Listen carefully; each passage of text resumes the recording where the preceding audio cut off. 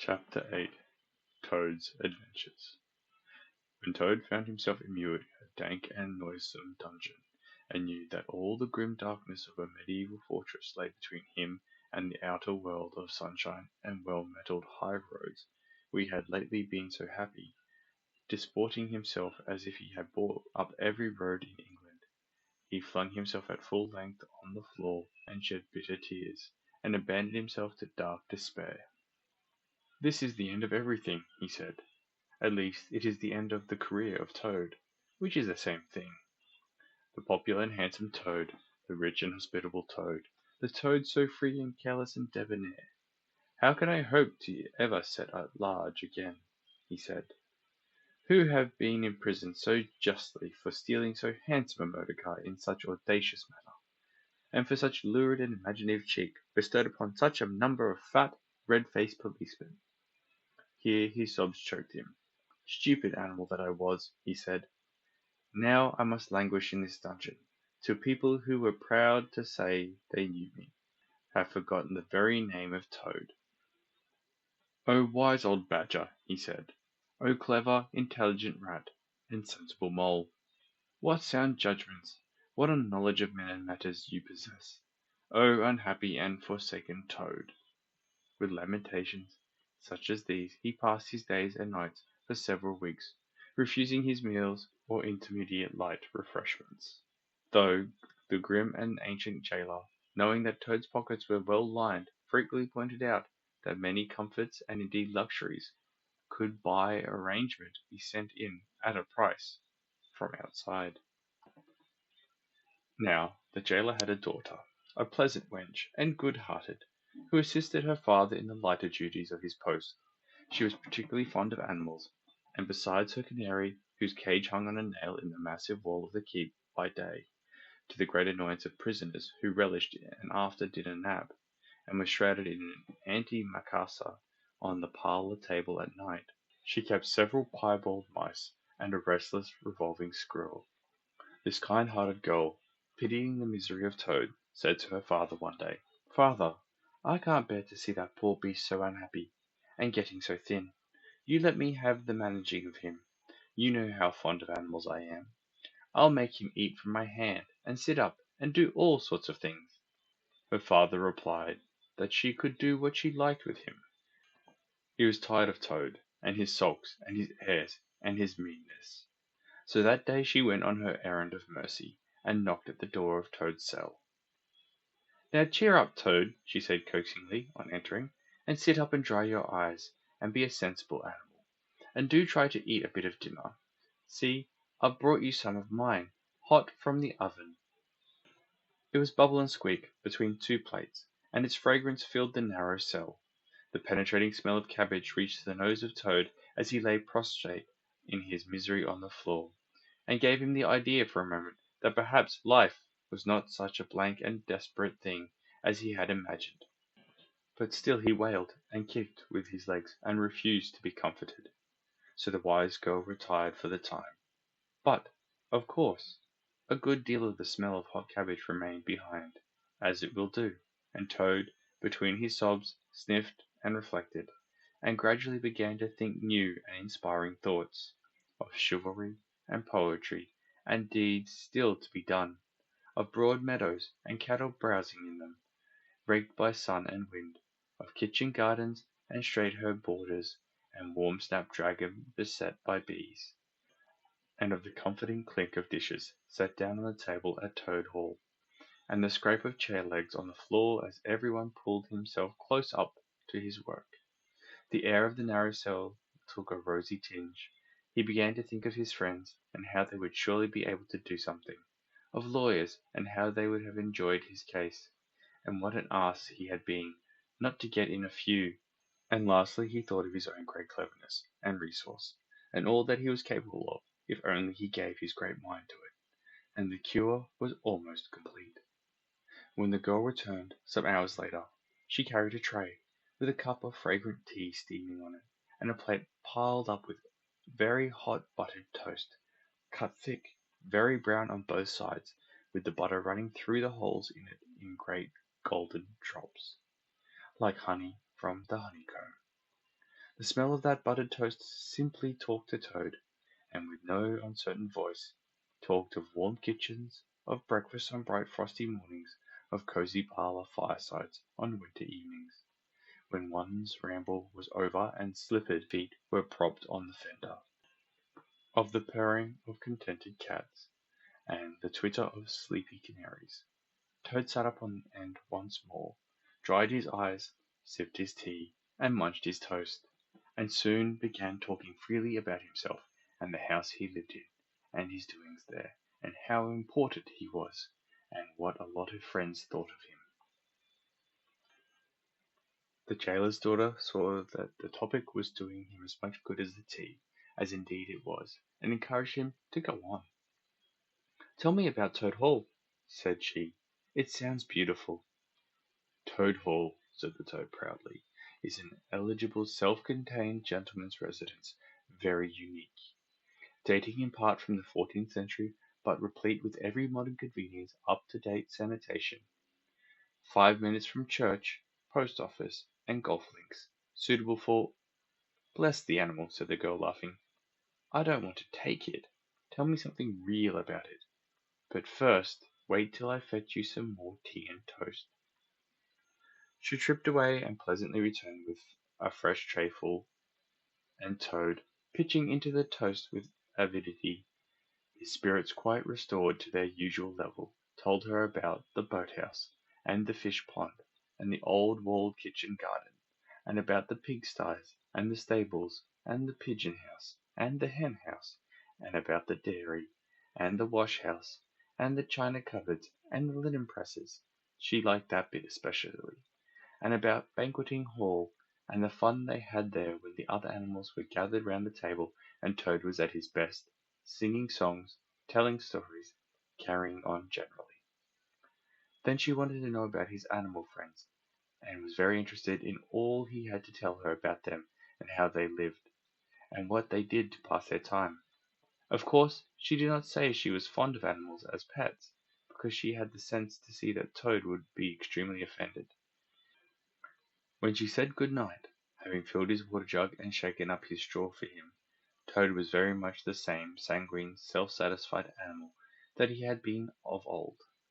He sang a little song or two, of the sort he used to sing at his dinner parties, curled himself up in the straw, and had an excellent night's rest and the pleasantness of dreams. They had many interesting talks together after that, as the dreary days went on, and the jailer's daughter grew very sorry for Toad, and thought it a great shame that a poor little animal should be locked up in prison for what seemed to be a very trivial offence. Toad, of course, in his vanity, thought that her interest in him proceeded from a growing tenderness, and he could not help half regretting that the social gulf between them was so very wide, for she was a comely lass, and evidently admired him very much. One morning the girl was very thoughtful, and answered at random, and did not seem to Toad to be paying proper attention to his witty sayings and sparkling comments. "Toad," she said presently, "just listen, please. I have an aunt who is a washerwoman." "There, there," said Toad graciously and affably. "Never mind. Think no more about it. I have several aunts who ought to be washerwomen." "Do be quiet a minute, Toad," said the girl. "You talk too much. That's your chief fault. And I'm trying to think, and you hurt my head. As I said, I have an aunt who is a washerwoman. She does the washing for all the prisoners in this castle. We try to keep any paying business of that sort in the family, you understand. She takes out the washing on Monday morning, and brings it in on Friday evening. This is a Thursday.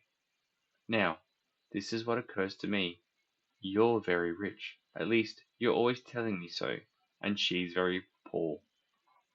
A few pounds wouldn't make any difference to you, and it would mean a lot to her. Now, I think if she were properly approached, squared, I believe is the word you animals use, you could come to some arrangement by which she would let you have her dress and bonnet and so on, and you could escape from the castle as the official washerwoman. You're very alike in many respects, particularly about the figure." "We're not," said the Toad in a huff. "I have a very elegant figure, for what I am." "So has my aunt," replied the girl, "for what she is." but have it your own way. You horrid, proud, ungrateful animal, when I'm sorry for you and trying to help you. Yes, yes, that's all right. Thank you very much indeed, said the Toad hurriedly. But look here, you wouldn't surely have Mr. Toad of Toad Hall going about the country disguised as a washerwoman? Then you can stop here as a toad, replied the girl with much spirit. I suppose you want to go off in a coach and four. Honest Toad was always ready to admit himself in the wrong. You are a good, kind, clever girl, he said, and I am indeed a proud and stupid toad. Introduce me to your worthy aunt, if you will be so kind, and I have no doubt that the excellent lady and I will be able to arrange terms satisfactory to both parties. Next evening the girl ushered her aunt into Toad's cell, bearing his week's washing pinned up in a towel. The old lady had been prepared beforehand for the interview, and the sight of certain gold sovereigns that Toad had thoughtfully placed on the table in full view practically completed the matter, and left little further to discuss. In return for his cash, Toad received a cotton print gown, an apron, a shawl, and a rusty black bonnet, the only stipulation the old lady made being that she should be gagged and bound and dumped down in a corner. By this not very convincing artifice, she explained, aided by picturesque fiction which she could supply herself, she hoped to retain her situation, in spite of the suspicious appearance of things. Toad was delighted with the suggestion.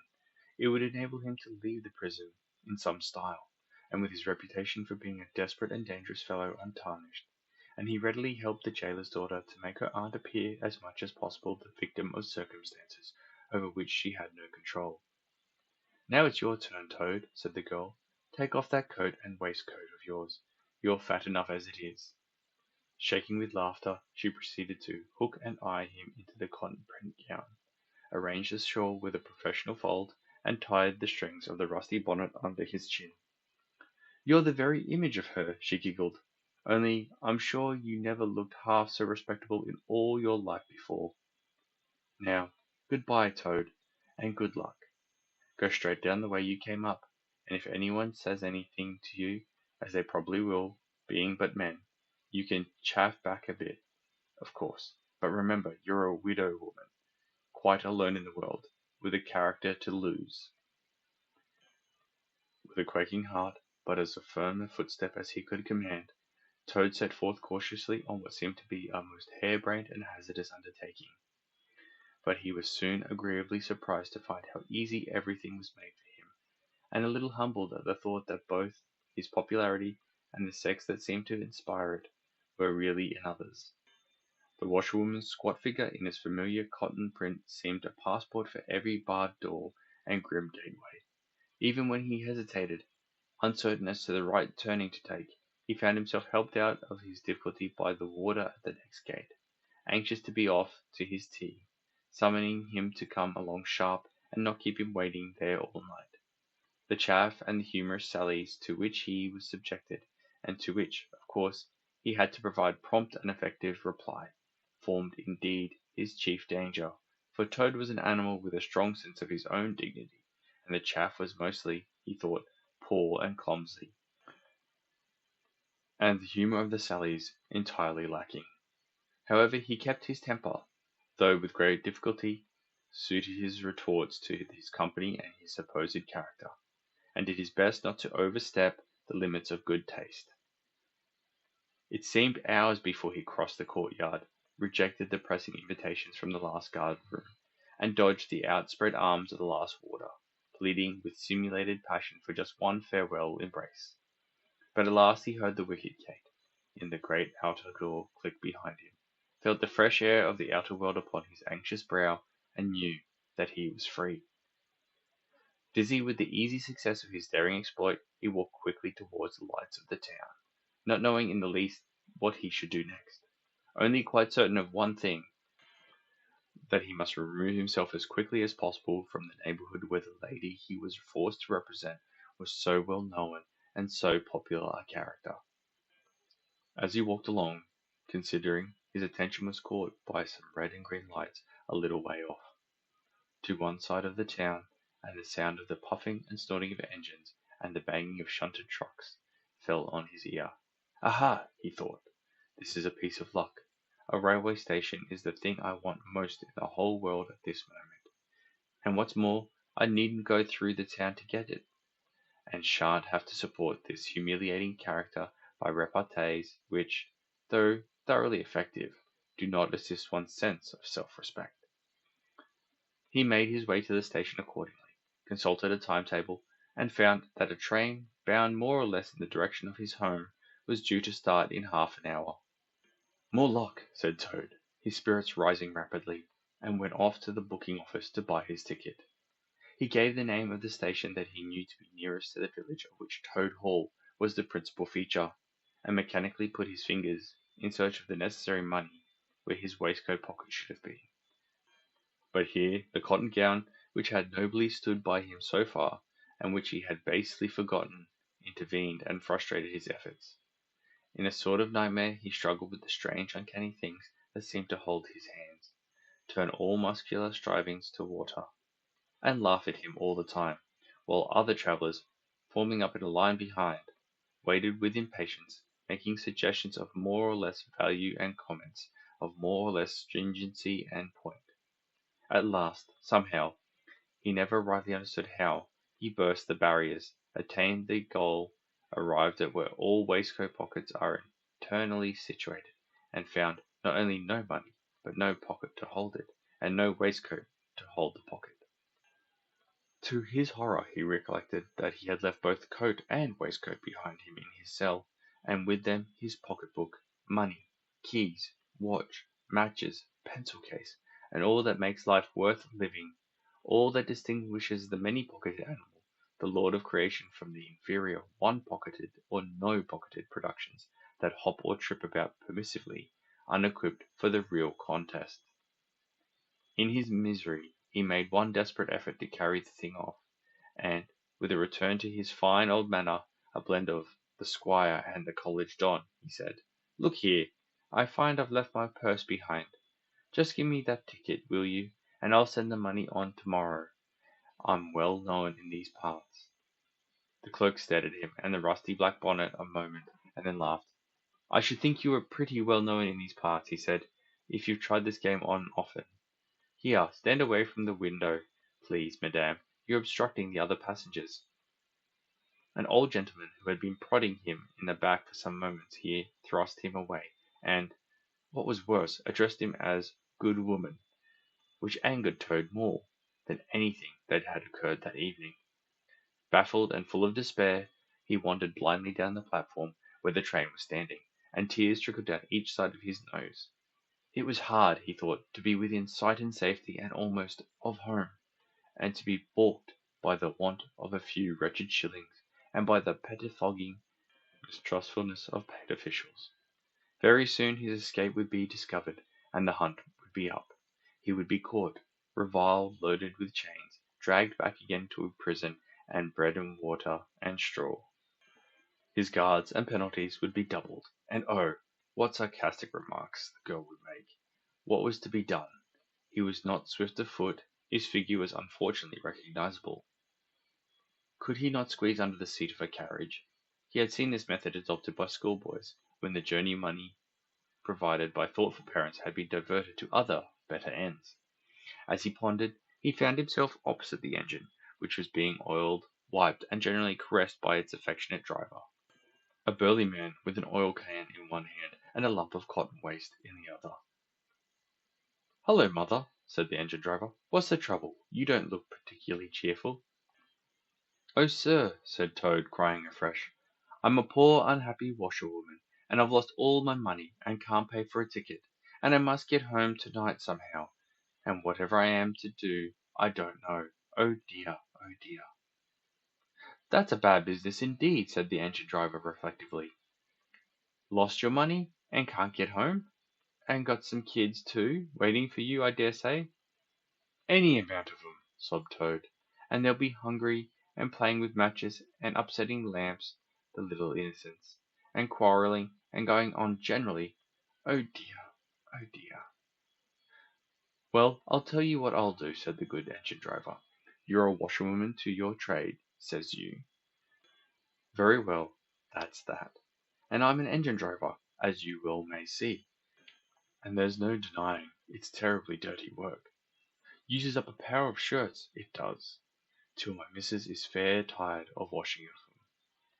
If you'll wash a few shirts for me when you get home, and send 'em along, I'll give you a ride on my engine. It's against the company's regulations, where we're not so very particular in these out-of-way parts. The toad's misery turned into rapture as he eagerly scrambled up into the cab of the engine. Of course, he had never washed a shirt in his life, and couldn't if he tried. And, anyhow, he wasn't going to begin. But he thought, when I get safely home to Toad Hall, and have money again, and pockets to put it in, I will send the engine driver enough pay for quite a quantity of washing, and that will be the same thing, or better. The guard waved his welcome flag, the engine driver whistled in cheerful response, and the train moved out of the station. As the speed increased, and the Toad could see on either side of him real fields and trees and hedges and cows and horses all flying past him, and as he thought how every minute was bringing him nearer to Toad Hall, and sympathetic friends, and money to chink in his pockets, and a soft bed to sleep in, and good things to eat, and praise and admiration at the recital of his adventures and his surpassing cleverness, he began to skip up and down and shout and sing snatches of song to the great astonishment of the engine driver, who had come across washerwomen before at long intervals, but never one at all like this. They had covered many and many a mile, and Toad was already considering what he would have for supper as soon as he got home, when he noticed that the engine driver, with a puzzled expression on his face, was leaning over the side of the engine and listening hard. Then he saw him climb onto the coals and gaze out over the top of the train. Then he returned and said to Toad, "It's very strange. We're the last train running in this direction tonight, yet I could be sworn that I heard another following us." Toad ceased his frivolous antics at once.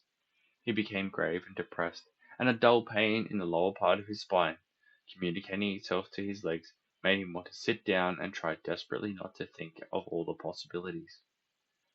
By this time the moon was shining brightly, and the engine driver, steadying himself on the coal, could command a view of the line behind them for a long distance. Presently he called out, "I can see it clearly now. It's an engine, on our rails, coming along at a great pace. It looks as if we're being pursued." The miserable Toad, crouching in the coal dust, tried hard to think of something to do, with dismal want of success. "They are gaining on us fast," cried the engine driver, "and the engine is crowded with the queerest lot of people. Men like ancient warders, waving halberds, policemen in their helmets waving truncheons, and shabbily dressed men in pot hats, obvious and unmistakable plain-clothes detectives, even at this distance, waving revolvers and walking sticks, all waving and all shouting the same thing. Stop! Stop! Stop!" Then Toad fell on his knees among the coals, and raising his clasped paws in supplication, cried, "Save me! Only save me, dear kind Mr. Engine driver, and I will confess everything. I am not the simple washerwoman I seem to be. I have no children waiting for me, innocent or otherwise. I am a Toad, the well-known and popular Mr. Toad, a landed proprietor. I have just escaped, by my great daring and cleverness, from a loathsome dungeon into which my enemies had flung me, and if those fellows on that engine recapture me, it will be chains and bread and water and straw, and misery once more for poor, unhappy, innocent Toad." The engine driver looked down upon him very sternly, and said, "Now tell the truth. What were you put in prison for?" "It was nothing very much," said poor Toad, colouring deeply. "I only borrowed a motor car while the owners were at lunch. They had no need of it at the time. I didn't mean to steal it, really. But people, especially magistrates, take such harsh views of thoughtless and high-spirited actions." The engine driver looked very grave, and said, "I fear that you have been indeed a wicked Toad, and by rights I ought to give you up to offended justice. But you are evidently in sore and troubled distress, so I will not desert you. I don't hold with motor cars, for one thing, and I don't hold with being ordered about by policemen when I'm on my own engine for another, and the sight of an animal in tears always makes me feel queer and soft-hearted. So cheer up, Toad. I'll do my best, and we may beat them yet. They piled on more coals, shoveling furiously. The furnace roared, the sparks flew, the engine leapt and swung, but still their pursuers slowly gained. The engine driver, with a sigh, wiped his brow with a handful of cotton waste and said, I'm afraid it's no good, Toad. You see, they are running light, and they have the better engine. There's just one thing left for us to do, and it's your only chance. So attend very carefully to what I tell you. A short way ahead of us is a long tunnel, and on the other side of that the line passes through a thick wood. Now I will put on all the speed I can while we are running through the tunnel, but the other fellows will slow down a bit, naturally, for fear of an accident. When we are through, I will shut off steam and put on brakes as hard as I can, and the moment it's safe to do so you must jump and hide in the wood before they get through the tunnel and see you. Then I will go full speed ahead again, and they can chase me if they like, for as long as they like, and as far as they like. Now mind and be ready to jump when I tell you.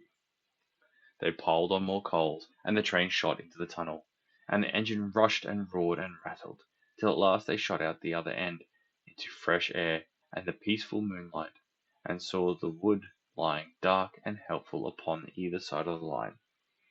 The driver shut off steam and put on brakes.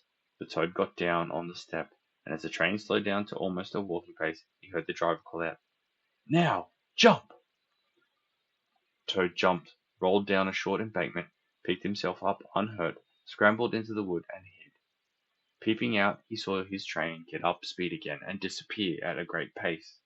Then out of the tunnel burst the pursuing engine, roaring and whistling, her motley crew waving their various weapons and shouting, Stop! Stop! Stop! When they were past, the Toad had a hearty laugh for the first time since he was thrown into prison.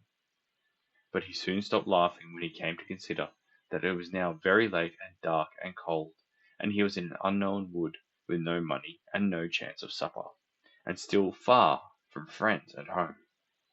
And the dead silence of everything, after the roar and rattle of the train, was something of a shock. He dared not leave the shelter of the trees, so he stuck into the wood, with the idea of leaving the railway as far as possible behind him. After so many weeks within walls, he found the wood strange and unfriendly, and inclined, he thought, to make fun of him. Night jars, sounding their mechanical rattle, made him think that the wood was full of searching warders, closing in on him. An owl, swooping noiselessly towards him, brushed his shoulder with its wing, making him jump with the horrid certainty that it was at hand, then flitted off, moth-like, laughing its low hoo, hoo, hoo, which Toad thought in very poor taste. Once he met a fox, who stopped, looked him up and down in a sarcastic sort of way, and said, Hello, washerwoman, half a pair of socks and a pillow-case short this week. Mind it doesn't occur again, and swaggered off, sniggering. Toad looked about for a stone to throw him, but could not succeed in finding one, which vexed him more than anything. At last, cold, hungry, and tired out, he sought the shelter of a hollow tree, where with branches and dead leaves he made himself as comfortable a bed as he could, and slept soundly till the morning. Hi, I hope you enjoyed this video. If you liked what you listened to, click on the card for the next chapter or recommended video. Otherwise, thanks for dropping by and enjoy your day.